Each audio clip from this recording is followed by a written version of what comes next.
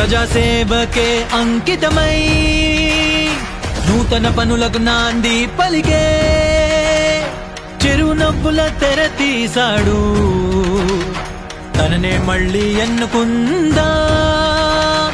భరతమాత పదకమలంపై తన తలనే మోపి ఉంటాడు దేశం కోసం ఆడు గుండెనే మళ్ళీ మళ్ళీ గెలిపిద్దా మోదీ దేశం కోసమే మోదీ దేశం కోసమే మోదీ దేశం కోసమే మోదీ దేశం కోసమే మోదీ దేశం కోసమే మోదీ దేశం కోసమే కమలం గుర్తుకు ఓటేద్దాం బీజేపీని గెలిపిద్దాం